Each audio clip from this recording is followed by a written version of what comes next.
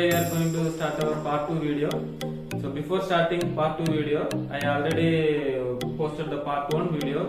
If you are having any doubt, please ask your doubts in comment section, and please don't forget to share and subscribe. We start this part 2 video. So before I am going to part 2 video, let me say the outline of the part 1 video. So in last class we saw about part 1 video, unit 1 we are discussing. In unit 1 video, introduction, that is unit 1, that is introduction, and in first unit we are having total 4 concepts. One is importance of microbiology in nursing or relevance of microbiology in nursing. Next, second one is concept and terminologies in microbiology, historical perspectives and principles. So these are the 4 main concepts we are having under the first unit first. And in that already I said, so this importance at last we will see concept and terminologies, upcoming videos or upcoming classes we will see, and principles also later we will see. And first I started with principles of historical perspectives of microbiology. So in that I said about 4 fathers: father of microbiology, father of bacteriology, and father of immunology, and father of antiseptic surgery. Like that 4 fathers name I mentioned. So these 4 fathers made microbiology in the vast way. And in that at first we saw about father of microbiology.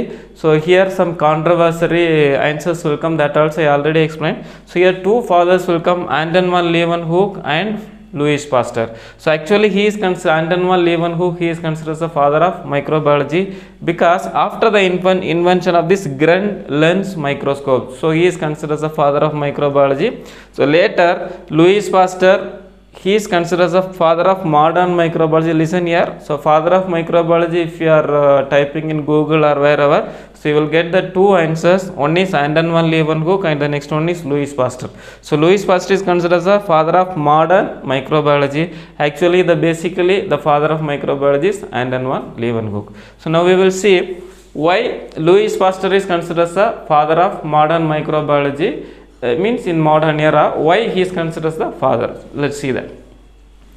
Okay, Louis Pasteur, his time period we said about 1822 to 1895. This is the time period of Louis Pasteur. Basically he was a French chemist.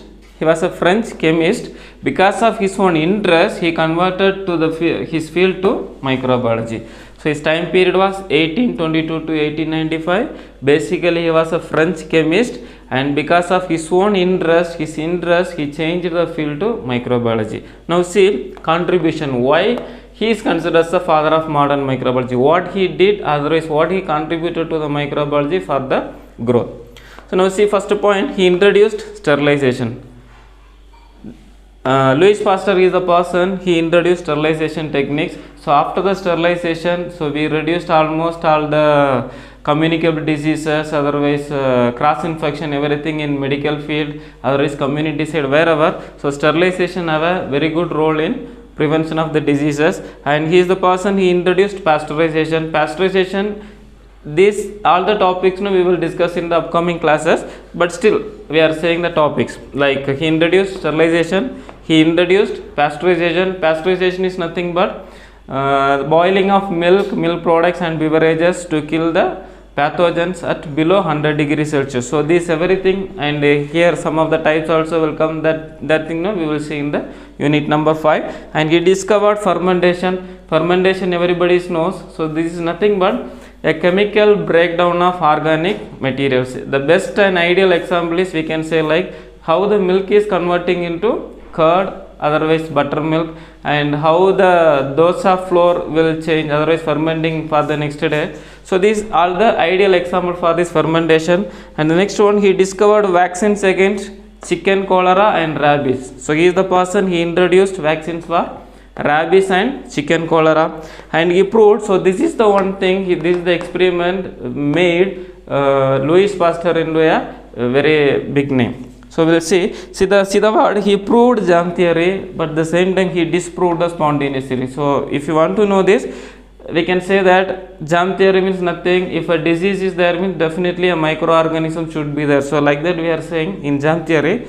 And spontaneous theory, what we are saying means normal environment, the microorganism, otherwise the living things are creating or generating. So this is what spontaneous theory is saying. So Louis Pasteur, he disproved that spontaneous theory, and he proved that germ theory. So through his experiment, swan-neck flask, see the swan-neck flask experiment. So by this only he proved that germ theory, and he disproved that spontaneous theory was wrong. Means he disproved the spontaneous theory. We'll see what experiment he did and what he did. See, by name itself we are saying swan-neck flask experiment. So like that, one specially made flask only he took for this experiment.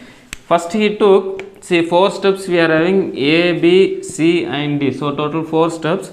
First step, okay, he took 2 swan-neck flasks. He took 2 swan-neck flasks, A and B. He took 2 swan-neck flasks. He added culture medium. See here, he added culture medium.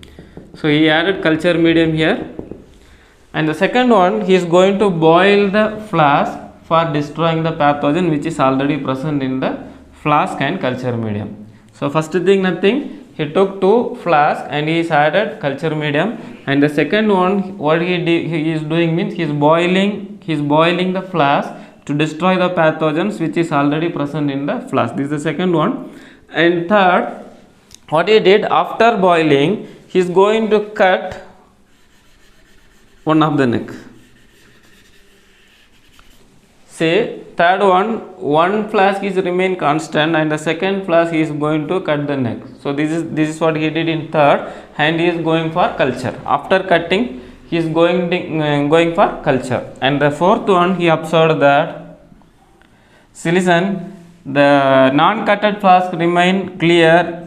This is clear fluids, okay, but once he cutted the flask, so here what happened, all the accumulation, otherwise cloudy appearance, all the germs were developed and the fluid became unclear.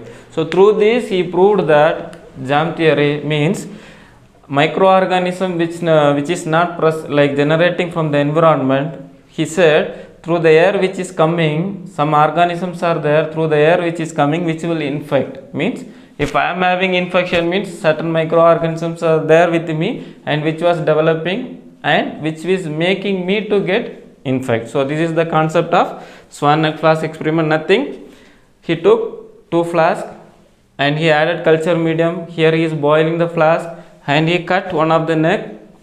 And here after incubation, he observed that cutted flask became turbid, otherwise unclear, and the non-cutted flask became clear. So here he proved that, here one question will come, how sir here it's not here it's clear, and how sir here it was like derbish, otherwise turbid. So like that, very good questions or doubt you are having. See, imagine when the air was passing like this, all the dermis, otherwise germs, otherwise dust, everything is getting filtered, and air may come this much and it will go back. So normally, like when you are blowing also, whistling, same thing only which will come, which will never cross this side. So air is not passing here, so there is no germs are coming inside. So this is the formula working here. And here what happening, it was open, so all the air will come and air will go back. So when the air is coming here, all the germs, dermis, everything which will come inside and which will start to grow and which will make this flask turbid. So this is the experiment he did. Understood?